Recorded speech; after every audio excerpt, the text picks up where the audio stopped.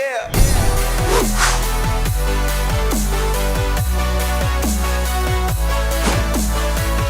Welcome back to the Gridiron Expert, breaking down another AP Top 25 poll following a very lackluster Week 11.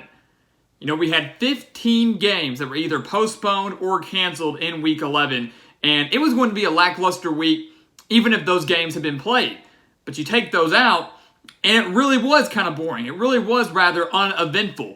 We only had one Top 25 team lose in Week 11, and that was number 19 SMU falling to Tulsa. As you can see, SMU is now out of the rankings, and Tulsa has now cracked the Top 25 for the first time this season. So like we've done all year long, we are going to break down this new set of rankings. Even though there aren't too many changes, we want to analyze every single team, share our thoughts, get you ready for Week 12, which will be much better than Week 11.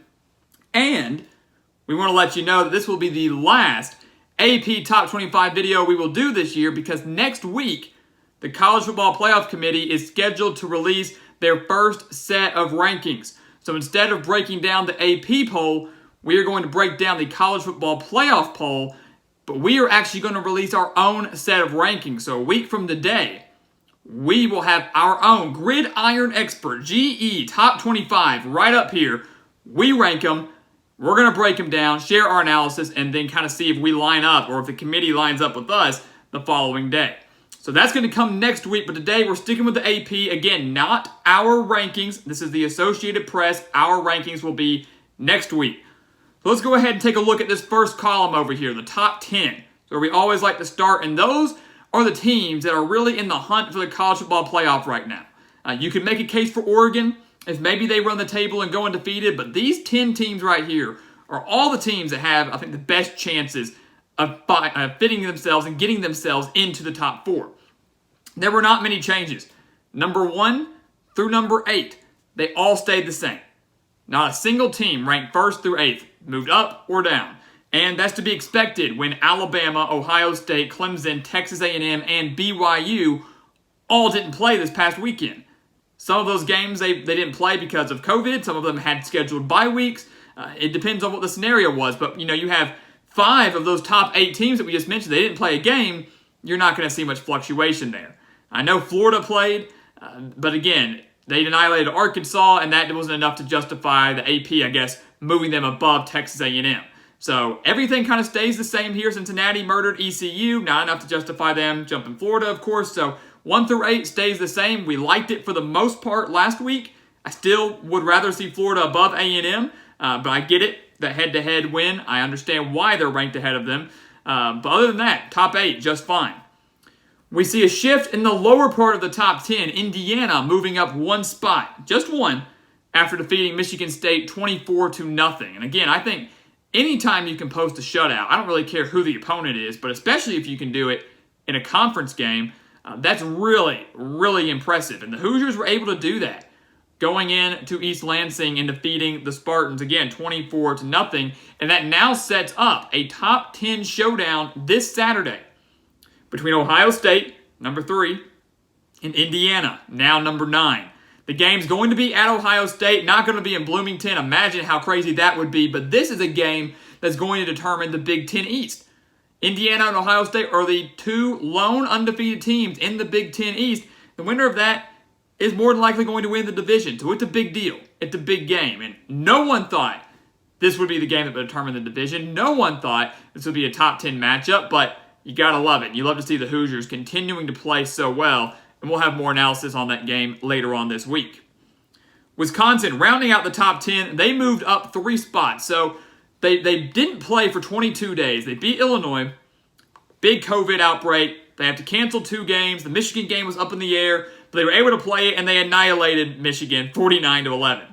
I mean, as we call it, the Ann Arbor annihilation. Unreal how well the Badgers played. Unreal how well they played against a very, very bad Michigan team. But Paul Chryst came out and said, because we don't pay too much attention to the rankings, he goes, but we're disappointed that they dropped us out of the top 10 because we couldn't play. Wisconsin was up, I think, at number 9 at one point, and they got dropped out of the top 10 because they hadn't played any games. Well, after 22 days, they come back, they win like that, they deserve to be back in the top 10. So the Badgers rising 3 spots after that unbelievable performance in Ann Arbor. They're number 10 in the country, and they have a game against Northwestern this Saturday as well. So that game will probably determine the Big Ten West. So you're going to have the Big Ten East Championship game and the Big Ten West Championship game both being played on the same day. Those 2 games alone already make Week 12 way better than Week 11. That's just 2 of the big marquee matchups that we have. So the Badgers back in the top 10 where they deserve to be. Let's see if they can get a win against the Wildcats on Saturday. Second column here.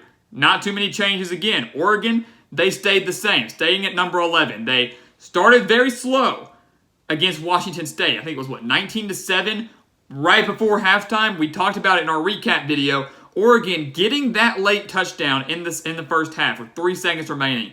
They don't score that, they might not win the game. That was a huge momentum shifter.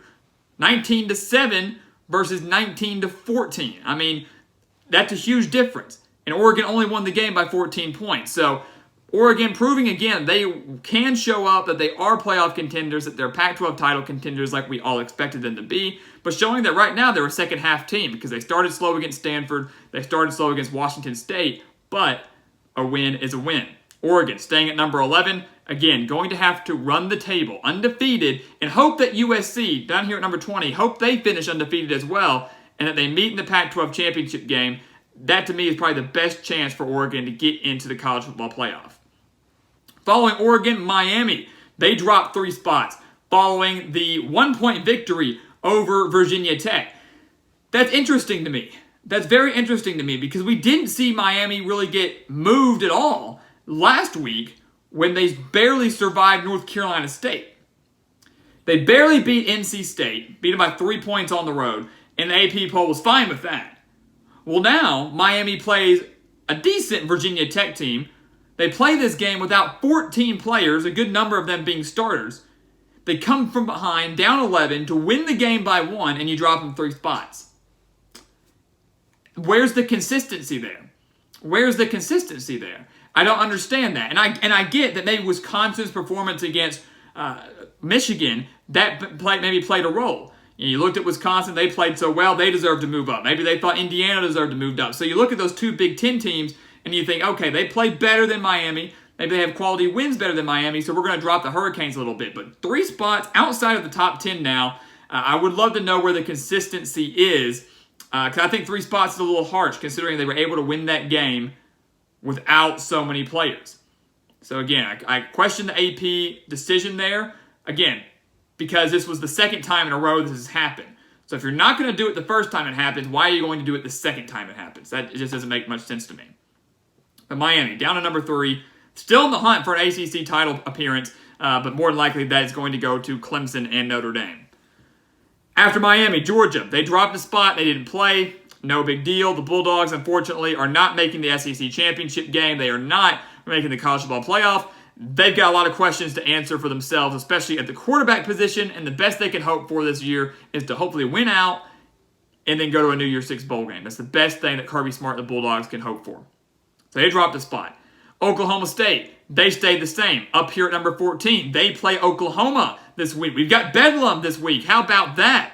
Got number 14 and number 18. The game will be in Norman, so it's going to be at Oklahoma. We'll touch more on that game later in the week, but that's a big game when it comes to the Big 12 standings. Big game, especially considering the Oklahoma State was the favorite, and maybe still is, to win the conference. And considering that Oklahoma, everybody wrote them off, but a win over Oklahoma State on Saturday would propel them into the top 2 of the Big 12 standings, and they could still make the conference championship game. That is unbelievable, and really got to give Lincoln Riley and Spencer Rattler a lot of credit for riding the ship after starting 1-2 and now winning 4 straight.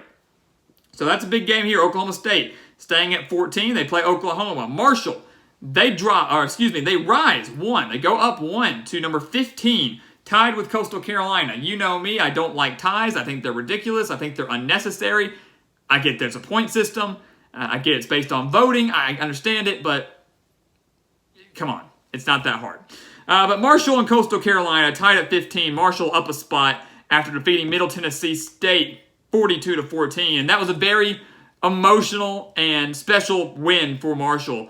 They won that game, dominated that game, on the 50th anniversary of the tragic plane crash that killed 75 people and 75 members of the Marshall football team and the staff. That was back 50 years ago. It's kind of hard to believe it was that long ago. Of course, well before my time. Some of you may remember exactly when that happened, but a very emotional and very special occasion for Marshall, and they were able to go get the job done, and now fielding one of the better teams, I would say, in program history, up at number 15, and still in the mix for a New Year's Six bowl game appearance. It's really going to depend on how Cincinnati finishes and how BYU finishes as well. But Marshall, looking very good. Coastal Carolina, they're looking great as well. They've got a game at home against Appalachian State. That's going to be one of their tougher opponents and tougher tests left on their schedule this year. And if they win that, that's going to set up a potential top 15 or top 20 showdown against Liberty in the end of the year, on the season finale. So something to keep your eye on there. Watch Coastal Carolina and App State, and watch Liberty. We'll touch on them in a little bit. Watch them play NC State later this week. Those are going to be very intriguing games that are big for those two small programs.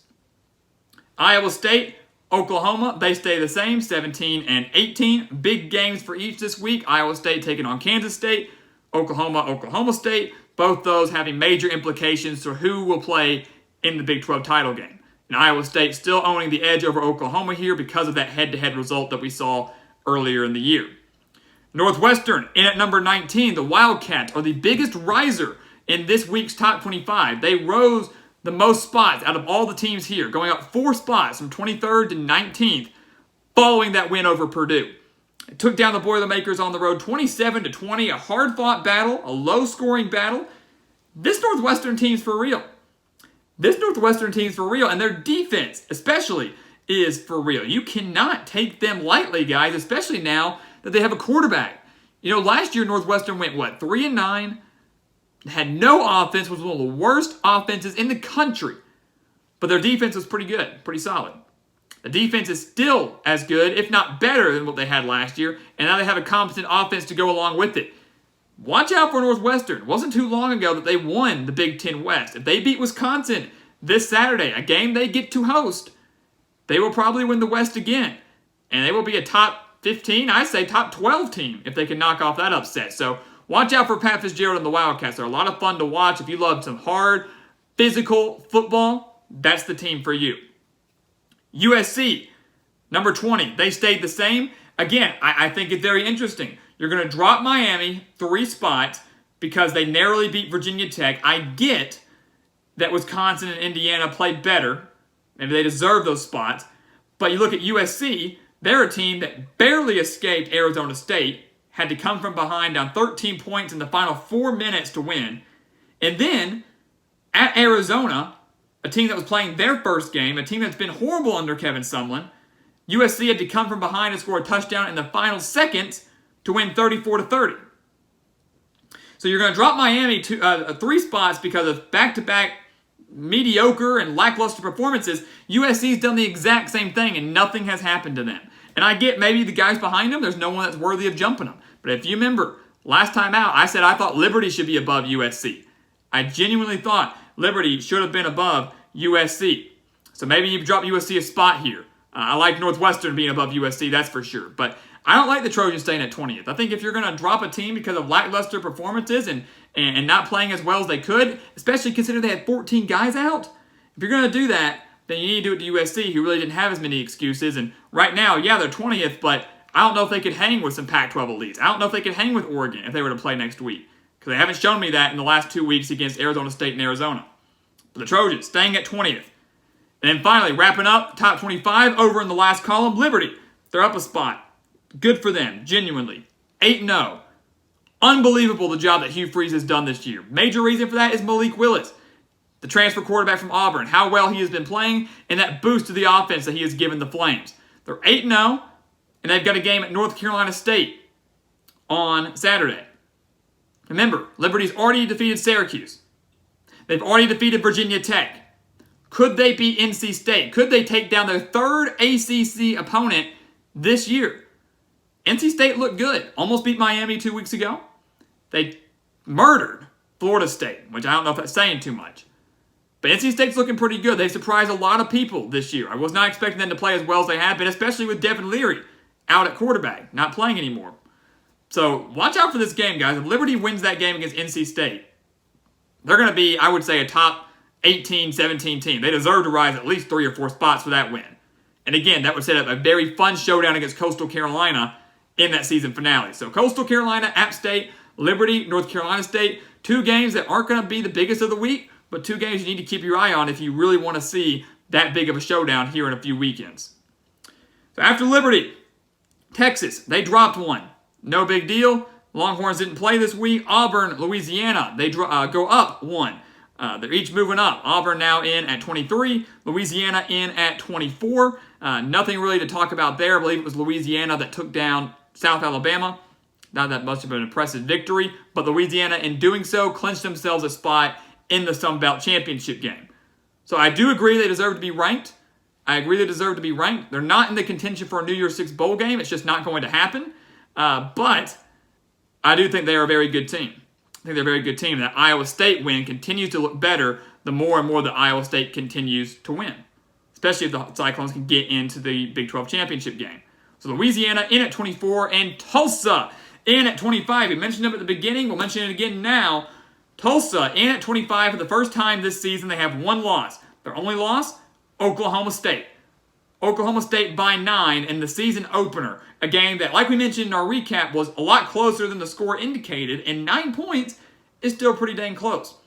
But the Golden Hurricane have now taken down Central Florida on the road. They just took down SMU, the 19th ranked team in the country, and in a few weeks they will host Cincinnati. They will host Cincinnati. Tulsa is undefeated in the American Athletic Conference. Cincinnati is undefeated in the American Athletic Conference, so there are only 2 teams remaining that are undefeated in conference play. They're going to meet in the season finale. They could very well meet the next week in the conference championship game. And if I'm Cincinnati, I'm worried a little bit. Bearcats have Central Florida coming up this weekend. Can't afford to overlook them. But now they can't afford to overlook Tulsa, another team that has surprised a lot of people and another team that no one really expected to contend and be as competitive as they are.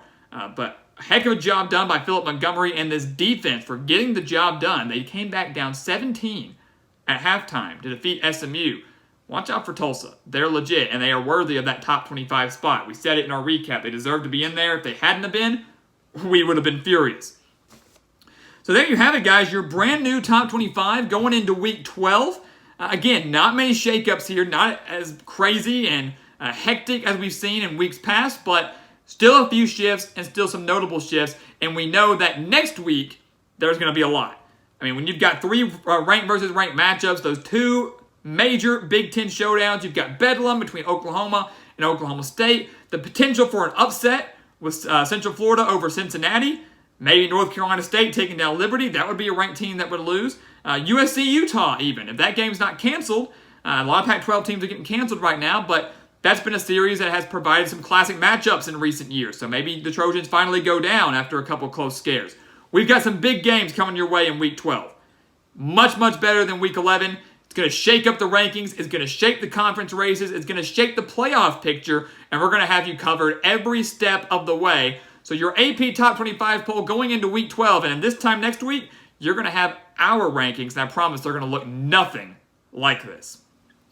So guys, thank you so much for watching us here at the Gridiron Expert on YouTube. Make sure to continue to like, comment, subscribe, share our video, and check out everything down in that description below. Again, if you love college football, this is the place for you. So much content, so many offers down in that description, whether it be our expert picks, our newsletter on our website, thegridironexpert.com, our Patreon account, the BetNow promo code. All of those things down in the description, they're there for you. They're not there for us, they're there for you. So make sure to go check them out if you love college football and you want some extra analysis year-round. I can promise you're not going to regret it. And once again, guys, as always, thank you so much for watching, and we'll see you next time right here on The Gridiron Expert.